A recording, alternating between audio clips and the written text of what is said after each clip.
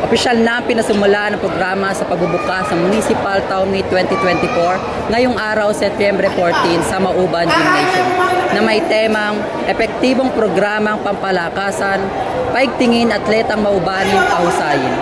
Ang nasabing aktibidad ay pinangunahan ng Mauban North District kasama ang iba pang mga paaralan, katuwang ang lokal na pamahalaan ng Mauban. Ito ay naglalayong palakasin ang mga pwersa ng mga kabataang Maubanin sa pamamagitan ng sport. Pinasimula ng programa sa isang dasal kasunod na pag-awit ng lupang hinirang at himno ng Mauban.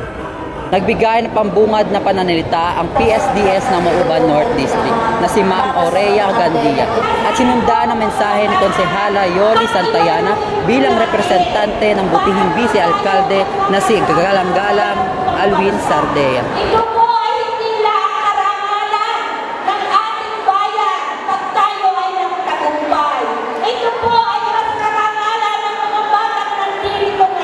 Pinakilala ni Binibining Marigold Kamaligan ang mga manlalaro sa bawat kategorya katulad ng athletics, arnis, badminton, basketball, baseball, billiards, chess, futsal, sepak takraw, softball, taekwondo, table tennis, volleyball, at swimming.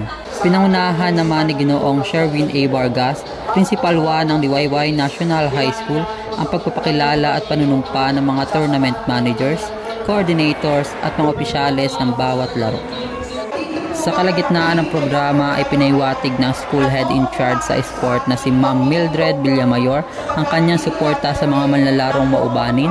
Piniliwanag din niya ang mga dapat tandaan para sa nasabing labanan. Ang basketball po, dito din Sunday po tayo. Bilang kinatawa ni Ginoong Chucky Rivera, QPL SBPL Community Relations Manager, nagsalita rin si Binibining Vanessa De Quilla. Ipinarating niya ang mensahe ni Ginoong Rivera bilang pagpapalakas ng loob ng mga manlalaro.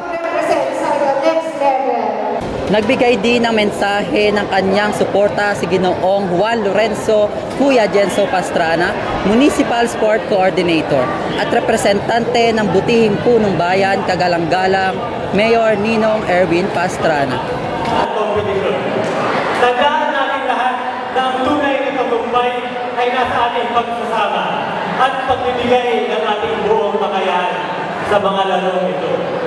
Kaya nga nang kasabihan na it is not how we fall, it is how we stand up to the challenges that we will be facing sa panahon ito.